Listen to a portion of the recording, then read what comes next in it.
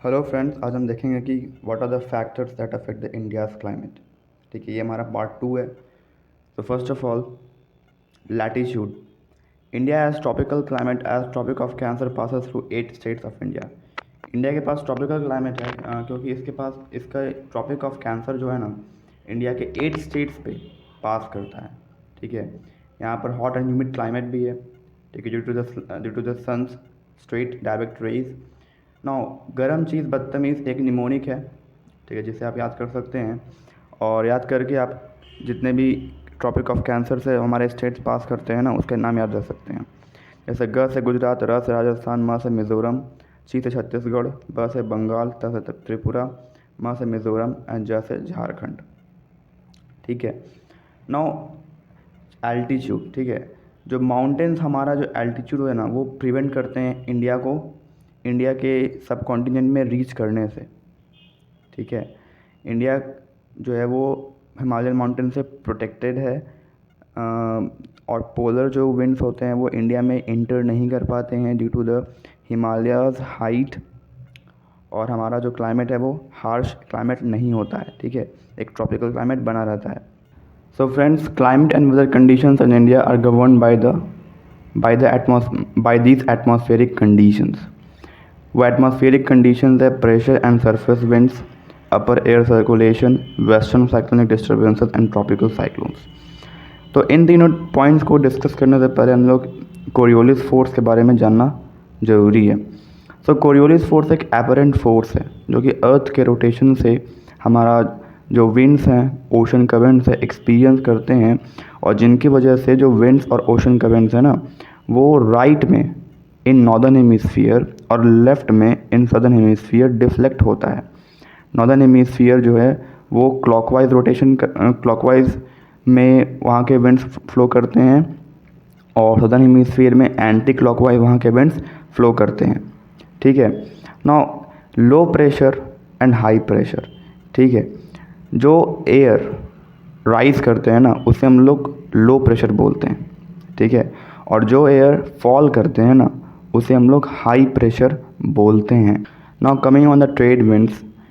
दोस्तों, trade winds जो होते हैं वो ट्रॉपिकल विंड्स होते हैं। ठीक है, जो north east and south east direction से आकर के इक्वेटर पे फ्लो करते हैं। ठीक है, they flow in the equatorial region, और 30 degree north latitude and 30 degree south latitude पे ये फ्लो करते हैं।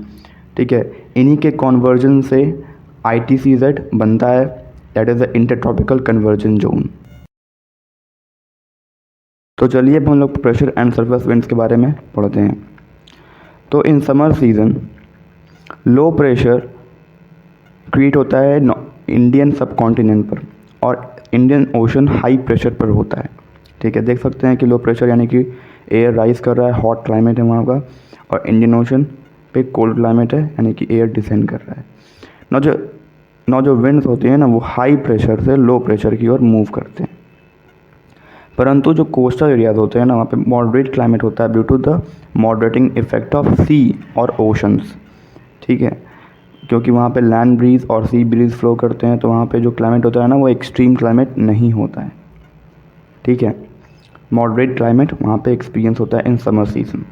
नाउ यहाँ पर जो इंडियन ओशन है, इंडियन ओशन में समर टाइम में हाई प्रेशर क्रिएट होता है। ठीक है, हाई प्रेशर क्रिएट होने से जो विंड्स हाई प्रेशर से लो प्रेशर की ओर मूव करते हैं ना, वो कोरियोलिस फोर्स के वजह से साउथ वेस्ट डायरेक्शन में डिफ्लेक्ट हो जाते हैं, that is the right deflection.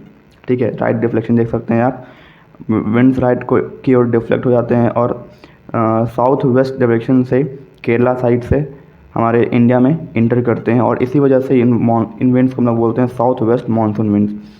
ये इंडियन ओशन पर फ्लो करते हैं, तो ये लॉट्स ऑफ मॉइस्चर अपने साथ कैरी करते हैं, और यही रीज़न है कि हमारे यहाँ बारिश होती है, और ये पूरे के पूरे इंडियन सब कॉन्टिनेंट में सर्कुलेट किए जाते हैं with in a month.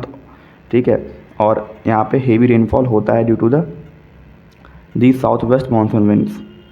Now जो हम लोग समर में फेस करते हैं ऑन आवर कंट्री, उसका जस्ट रिवर्स विंटर में होता है। समर टाइम में हमारे पास लो प्रेशर क्रिएट होता है, परंतु विंटर के टाइम में हमारे पास हाई प्रेशर क्रिएट होता है। ठीक है, हाई प्रेशर क्रिएट होता है, और हाई प्रेशर क्रिएट होने से इंडियन ओशन में लो प्रेशर क्रिएट होता है। तो high pressure to low pressure यानी कि लैंड से सी की ओर एयर मूव करता है, ठीक है। बट अभी भी यहाँ का जो कोस्टल एरियाज है ना, वो मॉडरेट क्लाइमेट को ही फेस करते हैं because of the moderating effect of sea, ठीक है। यहाँ पे कोई भी क्लाइमेट एक्सट्रीम क्लाइमेट नहीं होता है। Now next topic is the upper air circulation. तो इन विंटर सीजन जो सब ट्रॉपिकल वेस्टर्ली जेट स्ट्रीम होते हैं वो हिमालयन माउंटेन के साउथ में फ्लो करते हैं। Now what is subtropical westerly jet stream? So jet stream क्या होते हैं, ठीक है। So jet stream are the narrow belt of high altitude westerly winds in the troposphere. Troposphere एक एटमॉस्फेयर का लेयर होता है जो सी सरफेस से ट्रोपोस्फियर दैट इज़ 18 किलोमीटर तक रहता है, और इसी रीजन में द अपर एयर सर्कुलेशन होता है, यानी कि जेट स्ट्रीम जो है इसी सरफेस पे फ्लो करते हैं। तो हिमालयस के साउथ में इन विंटर सीजन सब tropical westerly jet stream flow करता है, और यही वेस्टर्न साइक्लोनिक डिस्टर्बेंसेस को लेकर के आता है from the Mediterranean region to the north and north western part of India, ठीक है। रबी क्रॉप्स के लिए जो इरिगेशन होता है ना, सब ट्रॉपिकल वेस्टर्ली जेट स्ट्रीम ही लेकर आता है इंडिया में। ये बहुत इंपॉर्टेंट पॉइंट है। नाउ इन समर मंथ्स जो हिमालयन माउंटेन है ना, उसके नॉर्थ में सब tropical westerly jet stream shift हो जाता है, और ट्रॉपिकल ईस्टर्ली हमारे इंडियन सब कॉन्टिनेंट से फ्लो करना शुरू करता है इन समर मंथ्स। और इंडिया पे लो प्रेशर क्रिएट करने का कारण यही सब ट्रॉपिकल ईस्टर्ली जेट स्ट्रीम है, जिससे हमारे इंडिया में साउथ वेस्ट मानसून का आगमन शुरू हो जाता है फ्रॉम जून। सो फिर अब हम लोग बात करेंगे वेस्टर्न साइक्लोनिक डिस्टर्बेंसेस के, ठीक है। That is the last topic that affects the climatic conditions of India in atmosphere. Okay, atmosphere में ये जो पॉइंट है ना, ये बहुत इंपॉर्टेंट पॉइंट है वेस्टर्न साइक्लोनिक डिस्टर्बेंसेस के बारे में, ठीक है। आइए इसके बारे में जानते हैं। सो वेस्टर्न साइक्लोनिक डिस्टर्बेंसेस क्या होती हैं? इन विंटर मंथ जब हमारा इंडिया हाई प्रेशर पर होता है और हमारा जो इंडियन ओशन होता है ना, वो लो प्रेशर पर होता है, तो विंड हाई प्रेशर से लो प्रेशर की ओर मूव करती है। यहाँ पर भी जो सीज़न होता है वो एडवांसिंग मानसून के बाद, रिट्रीटिंग मानसून के बाद वाला सीज़न, यानी कि विंटर मंथ स्टार्ट हो गया यहाँ पे। तो इन मेडिटेरेनियन रीजन यहाँ पर लो प्रेशर क्रिएट होता है, ठीक है। और ये जो लो प्रेशर होता है ना, ये वेस्टर्ली जेट स्ट्रीम होता है, ठीक है। ये वेस्टर्ली जेट स्ट्रीम ये लो प्रेशर को इंडिया में ट्रांसपोर्ट करता है। This low pressure has a lots of moisture, okay. इसके पास मॉइस्चर कंटेंट बहुत ज़्यादा होता है, ठीक है। और ये western and north western part of India, यानी कि ये जो पार्ट है ना, इसमें रबी क्रॉप्स के इरिगेशन के लिए मोस्ट ऑफ द पार्ट ये मेडिटेरेनियन रीजन से आता है। This is for irrigational purpose, ठीक है।